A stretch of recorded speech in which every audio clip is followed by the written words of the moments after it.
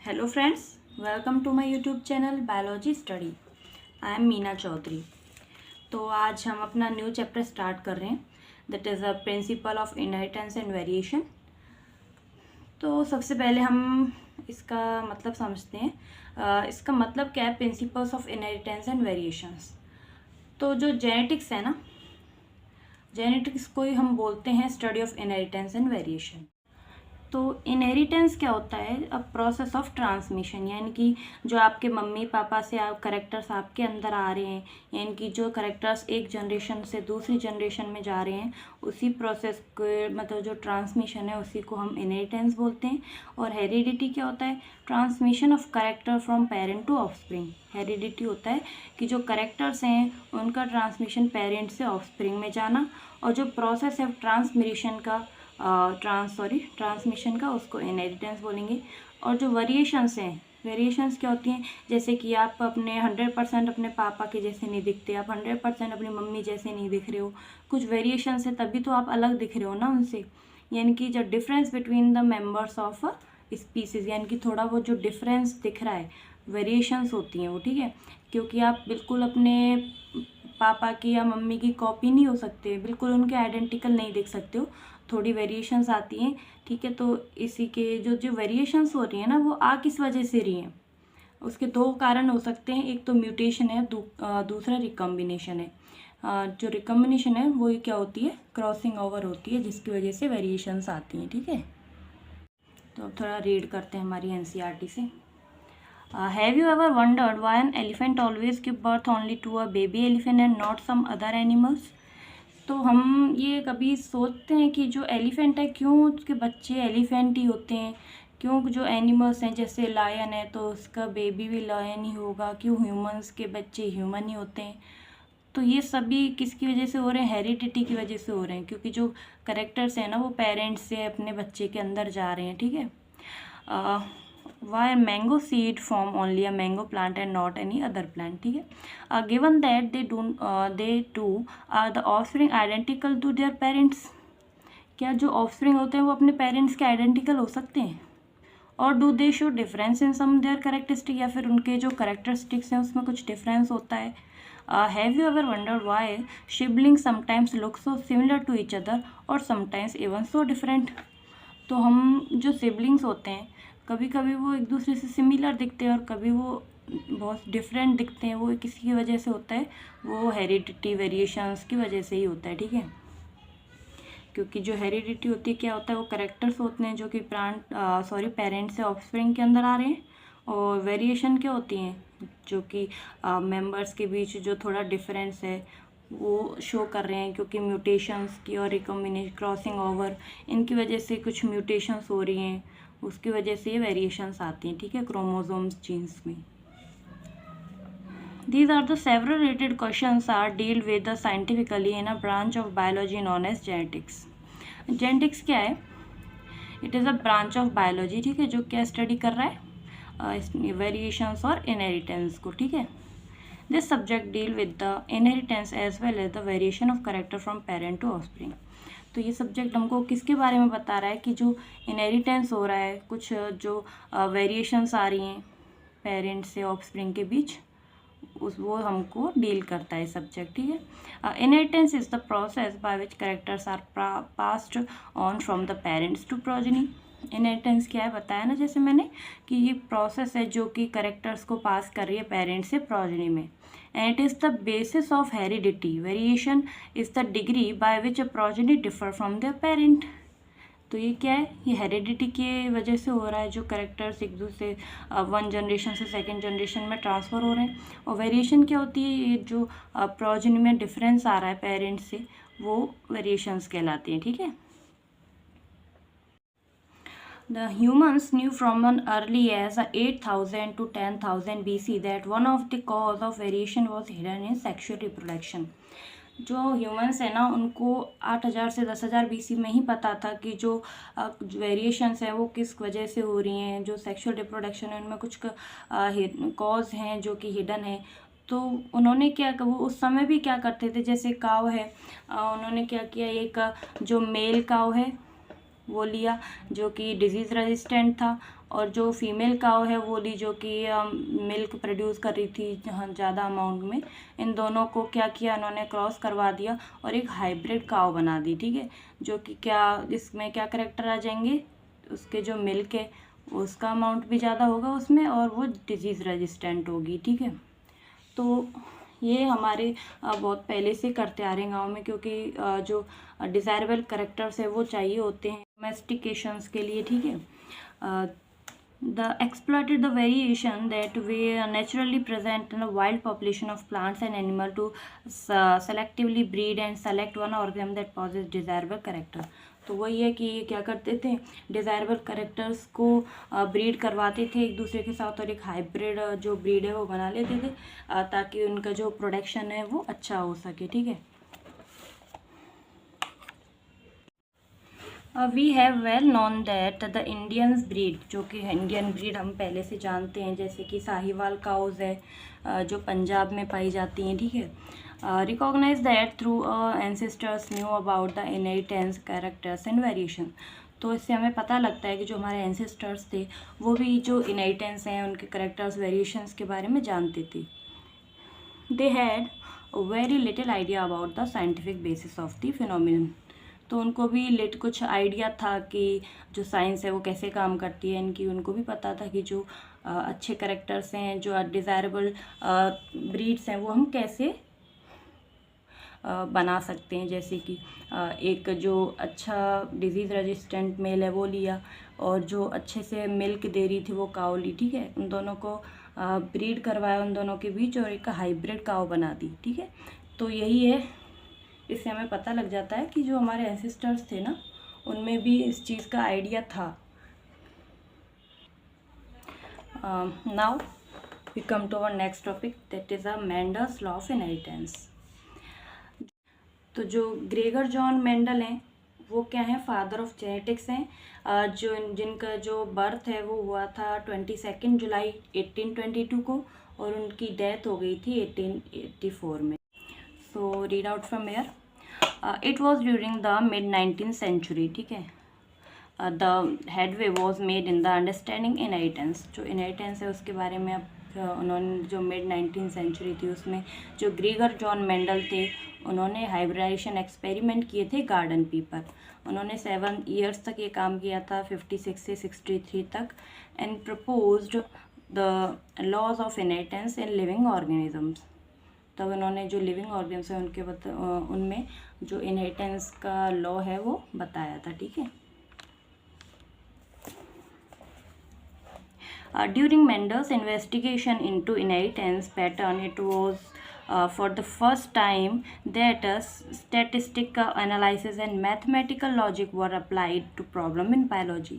ये first time था जब मेंडल्स ने जो इन्वेस्टिगेशन की थी उनमें मैथ का भी यूज़ किया था, स्टैटिक्स का भी यूज़ किया था। नहीं तो जितने भी पहले साइंटिस्ट थे उन्होंने बायोलॉजी के अंदर मैथ और स्टैटिस्टिक्स को नहीं घुसाया था, लेकिन जो मेंडल थे ना इन्होंने अपने इन्वेस्टिगेशन, अपने एक्सपेरिमेंट्स में जो बायोलॉजी है उसके साथ साथ मैथमेटिक्स, लॉजिक और जो स्टैटिस्टिक्स है उसको भी यूज़ किया, ठीक है, क्रॉसिंग ओवर कराने के लिए। His experiments had large sampling size which gave a great credibility to the data that is collected. तो जो उनके एक्सपेरिमेंट्स थे ना उनमें इन्होंने क्या किया था, लार्ज साइज़ के जो सैम्पलिंग थे उनको यूज़ किया था, जो कि क्या कर रहे थे, बहुत ही अच्छा डाटा यूज़ मतलब दे रहे थे, ठीक है, और मतलब प्योर डाटा दे रहे थे। Also, the confirmation of his inferences from experiment on successive generation of the test plant proved that his result pointed the general rules of inheritance rather than being unsubstantiated ideas. तो उनके जो experiment थे वो क्या कर रहे थे, उनको सक्सेसफुल हो रहे थे जनरेशन आफ्टर जनरेशन्स। तो उन्होंने इससे पता चल रहा था कि जो उनके रिज़ल्ट थे वो पॉइंटेड हैं बिल्कुल उनके जो जनरल रूल्स हैं इनहेरिटेंस के, उनके आधार पे ही उनके जो प्योर लाइंस जो उन्होंने यूज़ किया था वो काम कर रहा था। तो इसीलिए उनके जो मेंडल के एक्सपेरिमेंट थे ना वो सक्सेसफुल हुए थे, ठीक है। तो जो मेंडल था ना उन्होंने गार्डन पी को ही क्यों चूज़ किया था अपने एक्सपेरिमेंट्स के लिए? तो क्या क्या रीज़न थे? देखो, एक तो जो गार्डन पी है वो स्मॉल प्लांट है, तो इसी वजह से उसको ग्रो करना भी इजी है और हैंडल करना भी इजी है, ठीक है। दूसरा, जो गार्डन पी है ना, वो उसका जो लाइफ होता है वो शॉर्ट लाइफ होता है, ठीक है, जो कि 3 या 4 महीने का होता है। और जो करेक्टर्स होते हैं उनमें वो ऑब्जर्वेबल करेक्टर्स होते हैं जिनको आसानी से हम लोग देख सकते हैं, ठीक है। और ये एक बाइसेक्सुअल फ्लावर है, यानी कि इसमें सेल्फ पॉलिनेशन भी हो सकती है और हम क्रॉस पॉलिनेशन भी करवा सकते हैं, ठीक है। जो क्रॉस पॉलिनेशन हम क्या करवा सकते हैं, इमैस्कुलेशन के द्वारा भी करवा सकते हैं, जिससे कि जो पोलन ग्रेन्स हैं उनको कट कर दिया जाता है, ठीक है। जो हमने लास्ट वीडियोस में देखा था कि कैसे करते हैं जो इमैस्कुलेशन है, वो सब प्रोसेस, जो स्टेप्स होते हैं, ठीक है, उसके अंदर। तो इसीलिए इनको जो क्रॉस पॉलिनेशन है वो करवाना भी इजी रहता है। और क्या क्या हो सकता है इसके अंदर? और एक प्योर लाइन है, क्योंकि इसके अंदर जो कॉन्ट्रास्टिंग ट्रेट्स हैं ना वो दिखते हैं। कंट्रास्टिंग ट्रेट यानी कि जैसे टी है, यानी कि टॉल प्लांट है, उसको हम जो स्मॉल टी है उससे जो अगर अपन क्रॉस करवाते हैं तो यानी कि प्योर करेक्टर है। जैसे कैपिटल टी क्या है? टॉल। और जो स्मॉल टी क्या है? ड्वार्फ। तो यानी कि ये प्योर करेक्टर है, प्योर ट्रेट है, ठीक है, इनके अंदर कोई मिक्सअप नहीं है।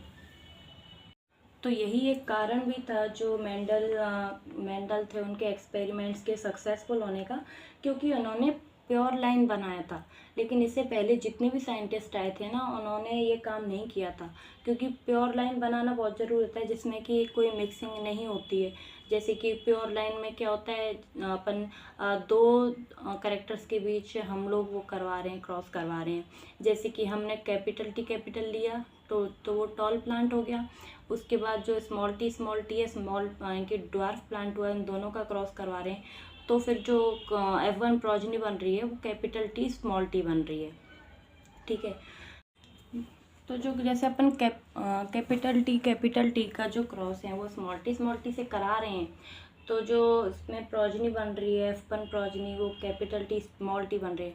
अगर हम कैपिटल टी स्मॉल टी ले लेते, जैसे हमने प्योर लाइन नहीं लिया, यानी कि हमने उसकी जगह ये कैपिटल टी स्मॉल टी ले लिया, तो अगर इसका हम क्रॉस किसी कैपिटल टी से करवाते हैं तो ये अपने जो करेक्टर्स हैं ना उनको प्योर नहीं दिखा पाएगा, क्योंकि ये अपना मतलब प्रॉपर नहीं दे पाएगा, क्योंकि अपना जो कैपिटल टी है वो तो टॉल ही दिखाएगा, क्योंकि टॉल क्या होता है, डोमिनेंट होता है कैपिटल टी, ठीक है, तो उसमें टॉल प्लांट ही दिखेगा। लेकिन जो ड्वार्फ है, अगर किसी ड्वार्फ प्लांट के साथ वो स्मॉल टी से क्रॉस करता है तो वो अपना करेक्टर ड्वार्फिज्म दिखा देगा, ठीक है।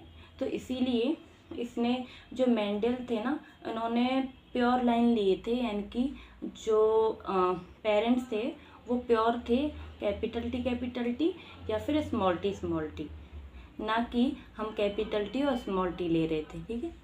तो इसीलिए जो इनके एक्सपेरिमेंट थे वो सक्सेसफुल हुए थे, क्योंकि इन्होंने जैसे कैपिटल टी को अगर हम 2-3 जनरेशन्स तक की जैसे टॉल प्लांट है उसको टॉल प्लांट से ही क्रॉस करवा रहे हैं, तो आगे वो टॉल ही बनता जाएगा। और जैसे ड्वार्फ प्लांट था उसको हम स्मॉल टी से कराते जाएंगे 2-3 जनरेशन्स तक, तो वो पक्का वाला ड्वार्फिज्म करेक्टर आ जाता है, उसमें वो पक जाता है, ठीक है। तो इसीलिए इसमें कोई मिक्सिंग अप नहीं हो रही थी, इसमें प्योर लाइन करेक्टर्स बन रहे थे। तो प्योर लाइन का क्या मतलब हुआ, यानी कि ट्रू ब्रीड वैरायटी बन रही है, ठीक है, इसमें कोई मिक्सिंग अप नहीं हो रहा है।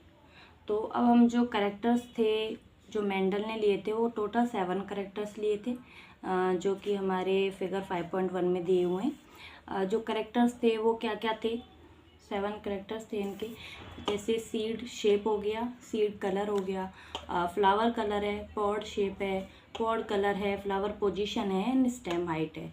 ये इनके 7 करेक्टर्स थे, जिसमें कि एक करेक्टर के अंदर 2 ट्रेट्स आते हैं, ठीक है। तो एक करेक्टर के अंदर 2 ट्रेट हो गए, तो इसका मतलब जो 7 करेक्टर्स थे, तो यानी एक करेक्टर के लिए क्या था, टू कॉन्ट्रास्टिंग प्योर लाइन्स थे, ठीक है। इनकी करेक्टर क्या होता है, जो जैसे हमारी आँखों का कलर क्या है वो हमारा करेक्टर हो गया है, लेकिन अगर जो ट्रेट है वो क्या दिखाएगा कि अगर ब्लू कलर है या फिर ब्राउन कलर भी हो सकता है, या फिर ब्लू हो गया, ब्राउन हो गया, और कौन से जो भी है, रेड कलर हो गया। तो ये सारे जो हैं वो ट्रेट्स हैं, ठीक है। यानी कि जो करेक्टर है वो कितने टाइप का है, जिसमें क्या क्या होते हैं, कौन सा एक्सप्रेशन दिखा रहा है, वो होता है ट्रेट। यानी कि अगर अपना वो जैसे आई कलर है वो ब्लू दिखा रहा है तो कौन सा एक्सप्रेशन ब्लू कलर का है या फिर ब्राउन कलर का एक्सप्रेशन है। तो यानी कि कैरेक्टर्स कितने टाइप का है वो उसके ट्रेट्स हो गए, ठीक है। यानी कि कैरेक्टर्स के कितने ट्रेट हो गए, 2 ट्रेट हो गए। यानी कि जो 7 कैरेक्टर्स दिए थे मेंडल्स ने, उसके अंदर 14 ट्रेट्स आते हैं, ठीक है। तो एक बार हम हमारी एनसीईआरटी में जो डायग्राम बना हुआ है उनके जो 7 पेयर्स ऑफ कॉन्ट्रास्टिंग ट्रेट्स हैं पी प्लांट के, वो स्टडी किए थे मेंडल ने, वो कौन कौन से हैं। तो इसमें आ जाते हैं हमारा शीट शेप के अंदर राउंड एंड रिंकल। यानी कि जो डोमिनेट ट्रेट है वो है राउंड और जो रिसेसिव ट्रेट है वो रिंकल है। तो जो डोमिनेंट ट्रेट होता है ना वो जो रिसेसिव है ना उसके ऊपर डोमिनेंट रहता है। यानी कि अगर किसी प्लांट में कैपिटल आर आ रहा है, स्मॉल आर आ रहा है ना, तो वो अपना डोमिनेंट ट्रेट यानी कि राउंड ही दिखाएगा, कैपिटल आर ही शो करेगा अपना जो कौन वैरायटी होगी उसको, ठीक है। सेकंड है हमारा सीड कलर, जिसमें डोमिनेंट ट्रेट येलो है और रिसेसिव ट्रेट ग्रीन है, ठीक है। फ्लावर कलर में आ जाएगा dominant violet and recessive white. Pod shape क्या है, फुल, यानी कि पूरी है उसको हम फुल बोल रहे हैं, और जो कंस्ट्रिक्टेड है रिंकल टाइप है, ठीक है, वो शेप हो जाएगी पॉड की। पॉड कलर हो जाता है डोमिनेंट में ग्रीन और रिसेसिव में येलो। और जो फ्लावर पोजीशन है वो एक्सियल तो डोमिनेंट ट्रेट है और टर्मिनल कौन सा है, रिसेसिव ट्रेट है, ठीक है। जेन एक्सियल यानी जो टिप पे होती है, ठीक है। फ्लावर की पोजीशन अगर टिप पर है तो वो डोमिनेंट है, अगर इधर उधर टर्मिनल साइड में है तो वो रिसेसिव में आ जाती है। और जो स्टेम हाइट है वो अगर टॉल है तो फिर वो डोमिनेंट ट्रेट है, और जो ड्वार्फ है तो वो रिसेसिव ट्रेट है, ठीक है। तो ये 7 जो कैरेक्टर्स थे वो मेंडल के द्वारा बताए गए थे पी प्लांट के अंदर। तो read out from hair. Mendel conducted such artificial pollination, cross-pollination experiments using a several true breeding pea plants. बहुत सारे जो ट्रू ब्रीडिंग पी प्लांट्स है यानी कि प्योर लाइन जो वैरायटीज़ थी उनको यूज़ करके मेंडल ने कुछ एक्सपेरिमेंट किए थे, जिसमें आर्टिफिशियल पॉलिनेशन भी किया गया था और कुछ क्रॉस पॉलिनेशन एक्सपेरिमेंट किए गए थे, जैसे कि एंथर्स को रिमूव करके पॉलन को ट्रांसफ़र करना, और जो कि क्रॉस पॉलिन मतलब जो स्टेप्स हैं पी में क्रॉस करवाने के, जैसे सबसे पहले तो जो पेरेंट्स है उसका सिलेक्शन करना, ठीक है। पेरेंट्स का सिलेक्शन करने के बाद उनके बीच क्रॉस पॉलिनेशन करवाना, और थर्ड फिर जो स्टेप था वो था सेल्फ पॉलिनेशन करवाना।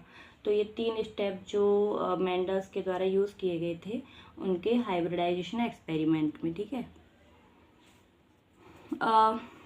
True breeding line is one that having undergo continuous self pollination. तो ट्रू ब्रीडिंग लाइन कौन सी होती है, जिसमें कि सेल्फ पॉलिनेशन के बाद जो कंटिन्यूस क्या हो रहा है, सेल्फ पॉलिनेशन करवा रहे हैं, ठीक है। Show the stable that inheritance experience for several generation. जो कि बहुत सारी जो जनरेशन्स थे उनमें सेम जो स्टेबल ट्रेट है वो दिख रहा है। यानी कि अगर हम टॉल प्लांट है उसको टॉल प्लांट से ही क्रॉस करवाए जा रहे हैं जनरेशन आफ्टर जनरेशन, तो उसमें जो ट्रेट है वो स्टेबल हो जाता है, ठीक है। आगे के बाद फिर वो टॉल ही प्लांट्स दिखाएगा, ठीक है। Mendel selected 14 true breeding plant variety. तो जो मेंडल था उन्होंने कितनी प्लांट वैरायटी यूज़ की थी, 14, यानी कि 7 pairs. As pair which were similar except for 1 character, एक कैरेक्टर के लिए 2, ठीक है। Some of the contrasting trait selected were smooth and wrinkled seed, yellow और ग्रीन शीड, फुल और कंस्ट्रिक्टेड ग्रीन, और येलो पॉड एंड टॉल और dwarf plant, ठीक है, जो कि हमने भी 7 कैरेक्टर्स पढ़े थे वो।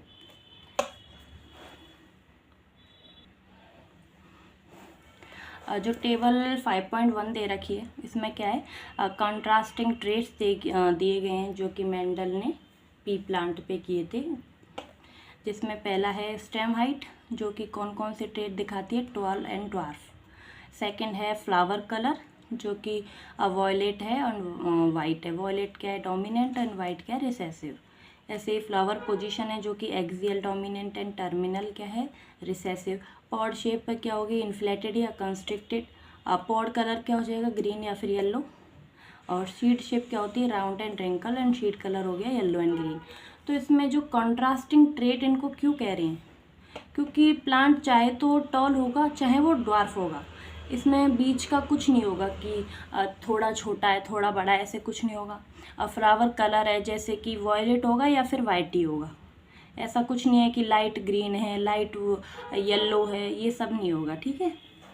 इसी तरह तो इसमें कोई भी बीच का चीज़ इसमें नहीं इंक्लूड होगी, सिर्फ चाहे तो वो बड़ा होगा चाहे वो छोटा होगा, चाहे उसका जो पॉड कलर है वो ग्रीन कलर का होगा या फिर येलो कलर का होगा। ऐसा नहीं है कि लाइट ग्रीन है लाइट येलो है, डार्क ग्रीन डार्क येलो, ये सब इसमें नहीं अपनाएगी। तो इसी को बोलते हैं कॉन्ट्रास्टिंग ट्रेड्स, ठीक है। इनकी प्योर है चाहे तो वो बड़ा है टॉल है या फिर वो छोटा है यानी कि ड्वार्फ है, इसमें बीच का कोई लफड़ा नहीं है कि इसके इसीलिए जो ये एक्सपेरिमेंट थे ना इनके, वो सक्सेसफुल होने की यही वजह थी, क्योंकि जो पी प्लांट है ना उसमें कॉन्ट्रास्टिंग ट्रेड्स दिखते हैं। हम जो ह्यूमन बींग्स हैं उनमें कभी देखा है कि एक आदमी बड़ा है दूसरा छोटा है, और सारे के सारे ह्यूमन बींग्स ऐसे ही हैं कि कुछ जो लड़के हैं वो 6 फुट के हैं, लड़की 4 फुट की हैं, देखा है कभी, ऐसा नहीं ना।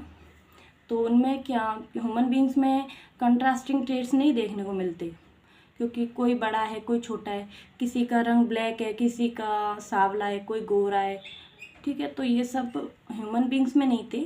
पी प्लांट्स इसीलिए सेलेक्ट किया था उन्होंने क्योंकि उसमें कॉन्ट्रास्टिंग ट्रेड दिख रहे थे, प्योर लाइन, ठीक है। तो आज के लिए हम इतना ही पढ़ते हैं। Next topic inheritance of one gene, ये हम नेक्स्ट वीडियो में करेंगे। तो तब तक के लिए bye bye, take care, thank you.